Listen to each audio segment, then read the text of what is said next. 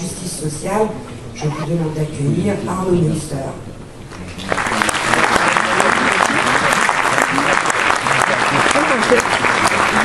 Il est cheville ouvrière du Front de Gauche, conseiller régional Île-de-France, secrétaire national du Parti de Gauche, auteur de Au cœur du Front de Gauche, Éric Coquerel.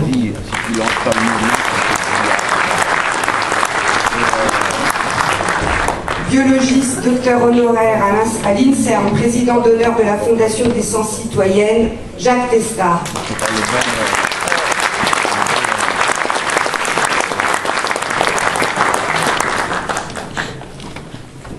Politologue, elle enseigne à l'Institut des hautes études de l'Amérique latine de Paris 3. Merci à Jeannette Abel de monter.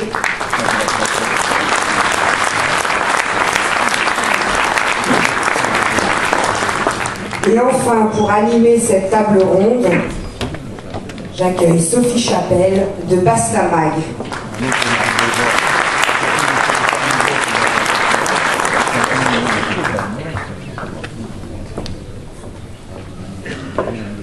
Bonjour à tous, nous avons donc environ 1h30 pour traiter, ou en tout cas essayer de saisir autant que possible la théorie politique de l'écosocialisme et en quoi cet écosocialisme peut-il constituer l'avenir d'une gauche radicale et lucide.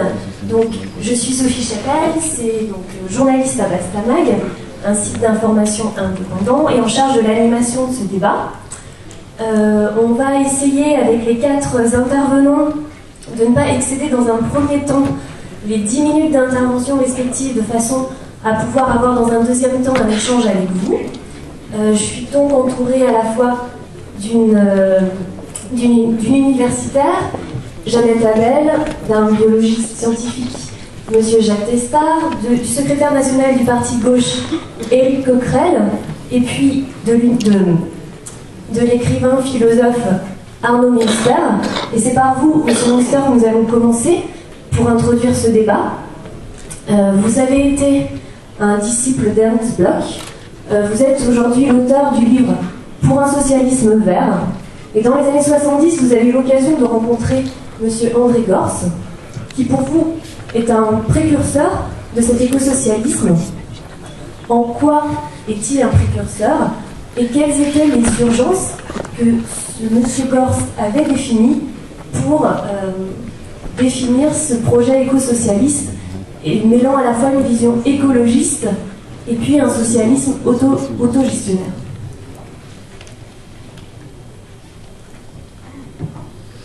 Oui, très bien. D'abord, merci chaleureusement du Parti de Gauche, les organisateurs, de ces assises socialistes d'avoir invité à cet événement, parce que je pense que nous assistons vraiment à un événement à la mesure où l'écosocialisme est en train évidemment de se transformer. C'est un peu courant de ce qui a été depuis sa création, c'est un peu passé d'action en mouvement politique. Et, ça, c'est très important.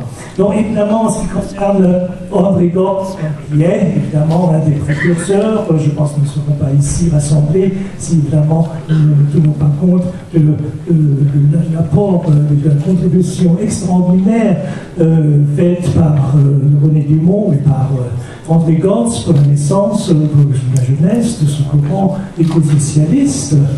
Dans le sillage du socialisme, un socialisme de gauche autogestionnaire. Donc, André Gorz, dans son livre Capitalisme, Socialisme et Écologie, il définit en effet le socialisme non pas comme système, mais comme un au-delà du capitalisme, auquel œuvrent les mouvements sociaux quand ils luttent pour un développement modelé selon les vrais besoins vécu des gens et rattachés à leurs aspirations et à leurs intérêts. Et cette lutte, qui est une lutte pour l'émancipation, continuera. C'est le message essentiel d'André Gorz, mais c'est surtout essentiellement, dit-il, un combat pour un idéal socialiste et un monde meilleur, sans exploitation, sans aliénation, pour l'émancipation et pour la dignité humaine. Donc il est un combat qui n'est plus l'idée portée par l'identification avec un système ou un État. Évidemment, il y a un problème de micro. Vous m'entendez maintenant? Oui, merci.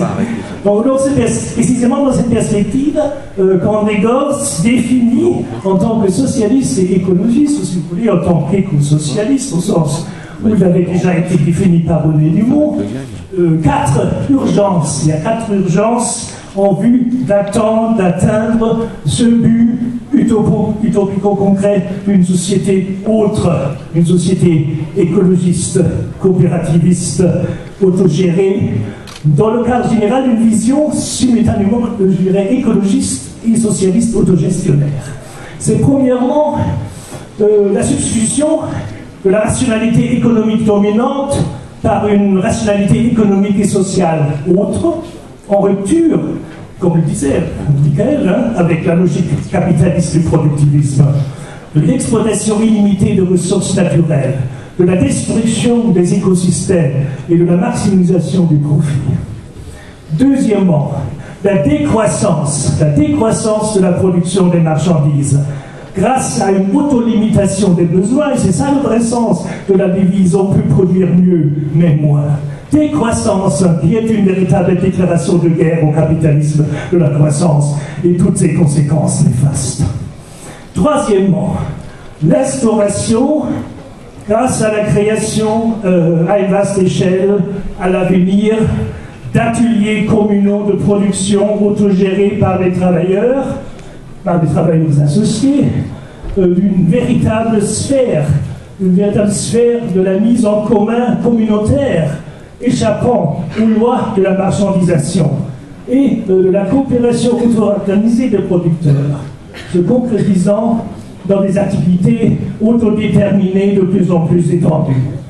Et quatrièmement, le droit à un revenu découplé du travail, à savoir un revenu d'existence, indépendamment de l'insertion dans les structures du travail organisé. Donc, toutes ces propositions d'André Gorz plaident donc, je pense, incontestablement en faveur de l'utopie concrète d'une société nouvelle, fondée sur l'autogestion et sur l'auto-organisation volontaire des producteurs associés, à savoir en faveur d'une société vraiment libérée du mythe productiviste et ayant supplanté définitivement le mode de production capitaliste au profit d'un mode de production écologiste, coopérativiste et socialiste, où la durée de travail serait fortement réduite. Et ce projet comporte, je pense, inévitablement, évidemment, une rupture réelle et radicale avec le capitalisme, une rupture que les socialistes au gouvernement ont évidemment refusée et continuent de refuser en tant que gestionnaire docile des affaires du capitalisme libéral mondialisé. En outre, l'utopie éco-socialiste d'André Gorz est aussi fondée sur la conviction que le capitalisme en crise a déjà atteint ses limites, puisque l'informatique et Internet minent le règne de la marchandise à sa base, et parce que tout ce qui est traduisible en langage numérique est reproductible, communicable sans frais, tend irrésistiblement à devenir un bien commun, voire un bien commun universel, quand il est accessible à tous et utilisable par tous. Autrement dit, le capitalisme, c'est, voilà ce que dit Gorz dans son dernier livre Ecologica, c'est empêtré dans un processus irréversible où la principale force productive, la principale force des rentes tombe dans le domaine public et tendent vers la gratuité. Si bien qu'en conséquence, la propriété privée des moyens de production et donc le monopole de l'offre deviennent progressivement impossibles. En outre, Gorz ne cesse de nous rappeler à ce propos, évidemment, dans la perspective d'Ivan Illich, que les moyens d'autoproduction high-tech rendent la méga-machine industrielle virtuellement obsolète, et comment l'usage des outils conviviaux à venir, si chers à Illich, stimule à l'accomplissement personnel et élargit l'autonomie de tous. Par conséquent, donc, le but de ce processus, de cette transformation qualitative profonde, accompagnant le processus de décomposition, de dissolution du capitalisme contemporain, à savoir du capitalisme de la méga-machine industrielle, il est bien, selon Gortz, la naissance à grande échelle, stimulée et engendrée par des outils high-tech déjà existants, d'ateliers coopératifs ou communaux, à savoir d'ateliers communaux d'autoproduction, qui seront interconnectés à l'échelle du globe. Via Internet, ils pourront échanger ou mettre en commun leurs expériences, inventions, idées et découvertes. Et tout cela sera possible, c'est ça l'utopie kantienne, tout ça sera possible parce que nos sociétés comportent un excédent de ressources humaines qui ne peut devenir productif que dans une économie qui n'est plus soumise aux critères de rentabilité du profit. Donc il s'agit alors de rien d'autre que de la substitution de la rationalité du capitalisme par une rationalité autre, écologique, antiproductiviste, anti-croissance et autogestionnaire, qui consiste à la fois, comme le souligne Gortz, en un ménagement de l'écosystème et à l'emploi de moyens de production que les producteurs associés puissent maîtriser, c'est-à-dire autogérer, au lieu d'être dominés par leur gigantisme et leur complexité.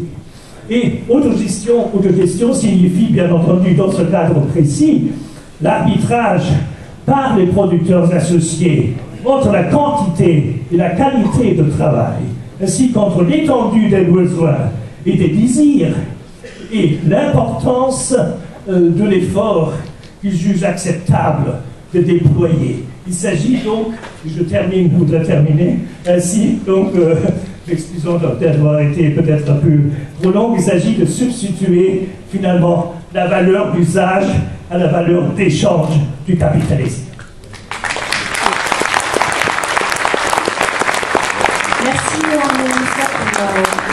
pour avoir supposé un premier cadre philosophique et historique autour de cette vision éco-socialiste.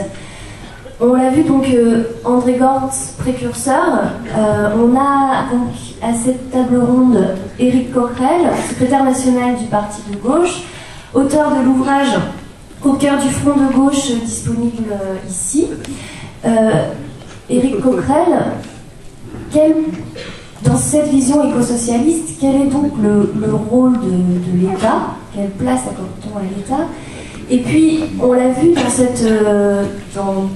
dans l'actualité, aujourd'hui, on n'a plus le choix. Si on veut être capable de continuer à respirer sur cette planète, tout simplement, la planification écologique, elle est inéluctable. Oui, moi je ne suis pas un des précurseurs de l'écologie, je dois dire que je suis dans les derniers à avoir été convaincu, mais j'y suis arrivé. Et par contre, c'était l'intervention que j'avais envie de faire, effectivement, je crois au rôle central de l'État dans la question de l'écologie. Alors, dire ça, c'est pas dans la tradition d'ailleurs de l'écologie politique, de la façon dont elle s'est développée. Je sais que pour certains, c'est une phrase un peu choc, c'est quelque chose qui interpelle, notamment sur certaines traditions libertaires liées à l'écologie. Je crois que c'est important, et d'abord il faut évidemment, à partir du moment où on parle d'éco-socialisme, on parle de socialisme,